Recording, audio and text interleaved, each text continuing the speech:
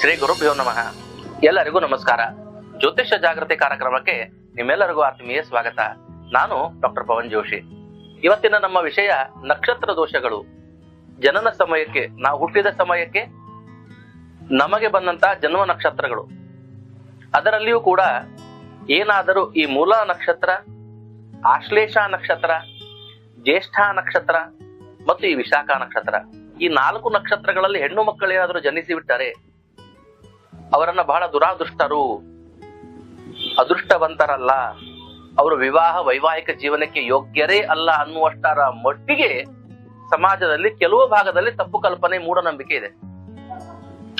ಜನನ ಸಮಯಕ್ಕೆ ಇರತಕ್ಕಂತ ನಕ್ಷತ್ರ ದೋಷಗಳ ಬಗ್ಗೆ ಮೊದಲು ಸ್ಪಷ್ಟನೆ ಕೊಡ್ತೇನೆ. ಜ್ಯೋತಿಷ್ಯ ಗ್ರಂಥಗಳಲ್ಲಿ ಏನ್ ಹೇಳಿದ್ದಾರೆ ಅಂದರೆ, ಯಾವ ಹೆಣ್ಣು ಮಗಳು ಈ ಮೂಲ ನಕ್ಷತ್ರದಲ್ಲಿ ಹುಟ್ಟುತ್ತಾಳೋ ಅವಳು 1ನೇ ಚರಣ ಅಥವಾ 4ನೇ ಚರಣ ಅತ್ತೆ ಅಥವಾ ಮಾವನಿಗೆ, ಆಶ್ಲೇಷ ಜ್ಯೇಷ್ಠ ಸ್ವಲ್ಪ ದೋಷಕರವು ಅಂತ ಹೇಳಿದ್ದಾರೆ.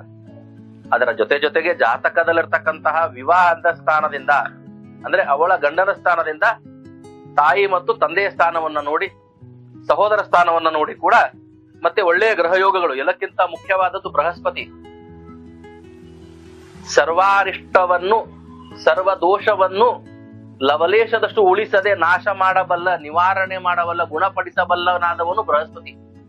ಹಾಗಾಗಿ ಗುರುವಿನ ವಿಶೇಷ ಯೋಗವಿದ್ದಾಗ, ಗುರುವಿನ ಕೃಪಾನುಗ್ರಹವಿದ್ದಾಗ, ಕಳತ್ರಕಾರಕನಾದಂತಹ ಶುಕ್ರನು ಅಗದಿ ಶೋಭಾಯಮಾನವಾಗಿ ರಾರಾಜಿಸುತ್ತಿದ್ದಾಗ, ಗುರುವಿನ ದೃಷ್ಟಿ ಇದ್ದಾಗ, ಎಲ್ಲ ವಿವಾಹ ಪ್ರತಿಬಂಧಕ ದೋಷಗಳನ್ನು ಹೆಚ್ಚಿಸುವಂತಹ ಮಂಗಳನು ಶುಭಪ್ರದನಾಗಿದ್ದಾಗ, ಸ್ವಭಾವ, ಮನಸ್ಸು, ಬುದ್ಧಿ, ಭಾವ ಎಲ್ಲವೂ ಸರಿಯಾಗಿದ್ದಾಗ, ಮುಖ್ಯವಾಗಿ ಹಣೆ ಬರಹ ಗಟ್ಟಿಯಾಗಿದ್ದಾಗ, ಇವೆಲ್ಲವನ್ನ ಪರಿಗಣಿಸಿ ನಿರ್ಣಯಿಸಬೇಕಾದಂತಹ ನಕ್ಷತ್ರ ದೋಷಗಳೇ ವಿನಃ ಕೇವಲ ಮೂಲ ನಕ್ಷತ್ರ ಬೇಡ ಹಾಗನ್ನಬಾರದು. ಇದು ತಪ್ಪು. ಈಗ ಉದಾಹರಣೆಗೆ ಮೇಷರಾಶಿಯವರು ಕೆಂಪಗಿರ್ತಾರೆ, ವೃಷಭ ರಾಶಿಯವರು ಬೆಳ್ಳಗಿರ್ತಾರೆ, ಮಿಥುನ ರಾಶಿಯವರು ಸಾಧಗಪ್ಪವಾಗಿರ್ತಾರೆ ಅಂತೆಲ್ಲ ನಮ್ಮಲ್ಲಿ ಹೇಳ್ತಾರೆ. ಆಯ್ತಪ್ಪ, ಹಾಗಾದ್ರೆ ಆಫ್ರಿಕಾ ವಿದೇಶದಲ್ಲಿ ಎಲ್ಲರೂ ಕರಗೆ ಇರ್ತಾರೆ. ಅವ್ರ ಮೇಷರಾಶಿ ಎಲ್ಲಾದ್ರೂ ಹುಟ್ಲಿ, ವೃಷಭ ರಾಶಿ ಎಲ್ಲಾದ್ರೂ ಹುಟ್ಲಿ, ಮಿಥುನ ರಾಶಿ ಎಲ್ಲಾದ್ರೂ ಹುಟ್ಲಿ. ಅಮೆರಿಕಾ ದೇಶದಲ್ಲಿ ಎಲ್ಲರೂ ಬೆಳ್ಳಗೆ ಇರ್ತಾರೆ. ಆ ಕೊರಿಯಾನು ಚೈನಾದಲ್ಲೂ ಒಂದೇ, ಜಪಾನಲ್ಲೂ ನೋಡ್ಲಿಕ್ಕೆ ಒಂದೇ ತರ ಇರ್ತಾರೆ. ಉದ್ದು ಮುಖ, ದುಂಡು ಮುಖ, ಗೋಲು ಮುಖ ಇಲ್ಲೇ ಇಲ್ಲ, ಎಲ್ಲರೂ ಒಂದೇ ಮುಖ. ಅಂದ್ರೆ ದೇಶಾಚಾರದ ಪ್ರಭಾವ ಅದ ಅಂತ ಆತೋ ಇಲ್ಲೋ. ಗ್ರಹಗಳ ಪ್ರಭಾವದ ಜೊತೆಗೆ ಅಲ್ಲಿಯ ದೇಶ, ಆಚಾರ, ಪ್ರಕೃತಿ, ಪರಿಸರ, ಜೀನ್ಸ್, ವಂಶಾವಳಿ, ರಕ್ತ ಎಲ್ಲದೂ ಅದರದೇ ಆದ ಒಂದು ವೈಶಿಷ್ಟ್ಯತೆ ಇರ್ತದೆ. ಅದು ಇಟ್ಸ್ ಅ ಬೇಸಿಕ್, ಅದು ಪ್ರಾಥಮಿಕವಾಗಿ ಹೇಳುವಂತದ್ದು. ಮೂಲ ನಕ್ಷತ್ರದಲ್ಲಿ ಜನಿಸಿದರೆ, ಆಶ್ಲೇಷ ನಕ್ಷತ್ರದಲ್ಲಿ ಜನಿಸಿದರೆ ಹೀಗೆ ಅತ್ತೆನೋ ಮಾವನೋ ತೊಂದರೆ ಆಗಬಹುದು ಮುಂದೆ ಹೇಳ್ತಾರ, ಕಂಟಿನ್ಯೂಡ್. ಅದನ್ನು ತಿಳ್ಕೋಬೇಕು. ಸರಿಯಾಗಿ ವಿಷಯವನ್ನ ತಿಳಿದು ನಾವು ಜಾತಕವನ್ನ ನಿರ್ಣಯಿಸ್ಬೇಕು. ಇಲ್ಲಾಂದ್ರೆ ಏನಾಗ್ತದ, ನಮಗೊಂದ್ ಒಳ್ಳೆ ಮಗ ಇದ್ದಾನಪ್ಪ, ಒಂದ್ ಒಳ್ಳೆ ಪ್ರಪೋಸಲ್ ಬಂದಿರ್ತದ, ಆ ಹುಡುಗಿಯೊಳಗೆ ಎಲ್ಲಾ ಚಲೋ ಇರ್ತದ, ಕೇವಲ ಮೂಲ ನಕ್ಷತ್ರ ಅಂತ ಹೇಳಿ ಯಾರು ಹೇಳ್ಬಿಟ್ಟಿರ್ತಾರ ತಲೆಯಾಗ, ಆ ಹೊಳ ತುಂಬಿ ಬಿಟ್ಟಿರ್ತಾರ, ಏನ್ ಹೇಳಿದ್ರು ಹೋಗುದಿಲ್ಲ, ಅದು ಬೇಡಪ್ಪ ನಮಗ್ ಯಾಕೆ ಸುಮ್ನ. ಆಮೇಲೆ ಇನ್ ಕೆಲವರಿಗೆ ನಾ ಮೂಲ ನಕ್ಷತ್ರದೊಳಗ ಬಾಳ ಹೆಣ್ಮಕ್ಳು ನೋಡೇನ್ರಿ, ಆಕಿ ಮದುವೆ ಮಾಡ್ಕೊಂಡ ತಕ್ಷಣ ಮಾವ ಸತ್ತೋದ, ಮದುವೆ ಮಾಡ್ಕೊಂಡ ತಕ್ಷಣ ಅತ್ತಿ ಸತ್ತೋದ್ಲು. ಇರುವ 27 ನಕ್ಷತ್ರ, ಸರಿ ಸುಮಾರು ಭೂಮಂಡಲದಲ್ಲಿ 900 ಕೋಟಿ ಜನಸಂಖ್ಯೆ ಅದ. ಭಾರತದಲ್ಲಿ 140 ಕೋಟಿ ಜನಸಂಖ್ಯೆ ಅದ. ಡಿವೈಡ್ ಮಾಡ್ರಿ, ಎಷ್ಟು ಮಂದಿ ಮೂಲ ನಕ್ಷತ್ರ ಆತು, ಆಶ್ಲೇಷ ನಕ್ಷತ್ರ ಆತು, ಜ್ಯೇಷ್ಠ ನಕ್ಷತ್ರ ಆತು. ಎಲ್ಲಾ ಮೂಲ ನಕ್ಷತ್ರ ಅತ್ತಿ ಮಾವನ ಸತ್ತೋಗ್ಯಾರ? ಇಲ್ಲಲ್ಲ. ಹಿಂಗೆ ಕಾಕತಾಳೀಯವನ್ನ, ಭವಿಷ್ಯ ಅಥವಾ ಕಾಕತಾಳೀಯವಾಗಿ ನಡೆದಂತದ್ದನ್ನ ನಾವು ಹಣೆ ಬರಹ ಅನ್ನೋದು ಪರಿಗಣಿಸುವುದು ಬಹಳ ತಪ್ಪಾಗ್ತದ. ಹಾಗಾಗಿ ದಯವಿಟ್ಟು ಈ ವಿಷಯದಲ್ಲಿ ತಪ್ಪು ಮಾಡಬಾರದು.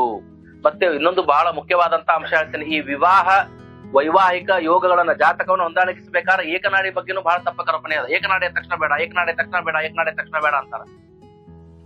ಹೇಗೆ ಮಂಗಳ ದೋಷದಲ್ಲಿ 36 ಗುಣ ಕೂಡಿ ಬಂತಂದ್ರೆ ಮಂಗಳ ದೋಷ ಎದುರು ನಿವಾರಣೆ ಆಗ್ತದೆ. ಈ ಹುಡುಗನ ಜಾತಕದಲ್ಲಿ ಎಲ್ಲಿ ಮಂಗಳ ಇದ್ದಾನ, ಅದೇ ಹುಡುಗಿಯ ಜಾತಕದಲ್ಲಿ ಪಾಪಗ್ರಹಣಾದ ಶನಿ ಇದ್ದ ಅಂದ್ರೆ ಅದ್ ಹೆಂಗ ದೋಷ ಹೋಗ್ತದ. ಕೆಲವೊಂದು ಬಹಳ ಸೂಕ್ಷ್ಮ ಪ್ರಸಂಗಗಳವ, ಅವು ಜ್ಯೋತಿಷಿಗಳಿಗೆ ಮಾತ್ರ ತಿಳಿತಾವ, ಎಲ್ಲರಿಗೂ ಅರ್ಥ ಆಗೋದಿಲ್ಲ.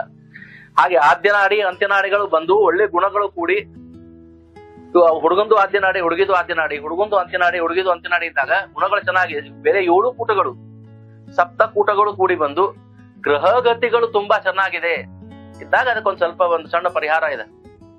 ಆ ಗ್ರಹ ಯಜ್ಞಗಳನ್ನು, ಗೋದಾನಗಳನ್ನು ಇತ್ಯಾದಿಗಳನ್ನು ಮಾಡಿ ಆ ಏಕನಾಡಿ ದೋಷ ಪರಿಹಾರ ಮಾಡಿಕೊಂಡು ವಿವಾಹ ಮಾಡಿಕೊಳ್ಳಬಹುದು. ಮಕ್ಕಳ ತೊಂದರೆ ಆಗೋದಿಲ್ಲ, ಅನಾರೋಗ್ಯ ಆಗೋದಿಲ್ಲ, ದಾಂಪತ್ಯ ಅರಿಷ್ಟ ಬರೋದಿಲ್ಲ, ಸಂತಾನ ಹಾಗೆ ಆಗ್ತದ, ಏನು ತೊಂದರೆ ಇಲ್ಲ.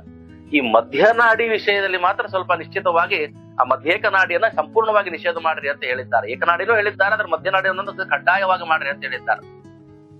ಹಾಗಾಗಿ ನಾವು ಏಕನಾಡಿ ದೋಷ ವಿಷಯವಾಗಲಿ ಅಥವಾ ಈ ನಕ್ಷತ್ರ ದೋಷಗಳ ಬಗ್ಗೆ ಆಗ್ಲಿ ಸರಿಯಾಗಿ ತಿಳಿದುಕೊಂಡು ನಿರ್ಣಯ ತಗೊಳ್ಳೋದು ಉತ್ತಮ. ಏಕನಾಡಿ ಬೇಡ ತಗೊಳ್ರಿ, ಮೂಲ ನಕ್ಷತ್ರ, ಜ್ಯೇಷ್ಠ ನಕ್ಷತ್ರ, ಅಶ್ಲೇಷ ನಕ್ಷತ್ರ ಬೇಡ ತಗೊಳ್ರಿ. ಹೀಗೆ ನಿರ್ಣಯ ಮಾಡಿ ಒಳ್ಳೆಯ ಅವಕಾಶವನ್ನು ಕಳೆದುಕೊಳ್ಳಬಾರದು ಅಂತ ಹೇಳಿ ಕಳಕಳಿಯ ಮನವಿಯ ಪ್ರಾರ್ಥನೆಯನ್ನ ನಾನು ಈ ವೇದಿಕೆ ಮೂಲಕ ಮಾಡ್ತಾ ಇದ್ದೇನೆ. ಎಲ್ಲರಿಗೂ ಶುಭವಾಗಲಿ, ಒಳ್ಳೆಯದಾಗಲಿ. ಈ ತರದ ದೋಷಗಳಿಗೆ ಪರಿಹಾರವಿದೆ, ನಕ್ಷತ್ರ ದೋಷಗಳಿಗೆ ಪರಿಹಾರವಿದೆ, ಏಕನಾಡಿ ದೋಷಕ್ಕೆ ಪರಿಹಾರವಿದೆ. ಮಾಡಿಕೊಂಡು ಉತ್ತಮ ಸಂಸಾರ ಮಾಡುವುದು ಒಳ್ಳೆಯದೇ ವಿನಃ, ಯಾಕಂದ್ರೆ ಇವತ್ತಿನ ಕಾಲದಲ್ಲಿ ಹೆಣ್ಣಿನ ಕೊರತೆ ಇದೆ, ಸುಸಂಸ್ಕೃತ ಗಂಡನ ಕೊರತೆ ಇದೆ. ಹಾಗಾಗಿ ಬಂದ ಅವಕಾಶವನ್ನು ಕಳೆದುಕೊಂಡು ಮತ್ತೊಂದು ಅವಕಾಶಕ್ಕೆ ಕಾಯಬೇಡಿ, ಸುಖ ಜೀವನವನ್ನ ಮಾಡಿ ಅಂತ ಹೇಳಿ ಪುನಃ ನಾನು ಆಶಿಸುತ್ತಾ ವಂದನೆಯನ್ನ ತಗೊಳ್ತೇನೆ. ನಮಸ್ಕಾರಗಳು.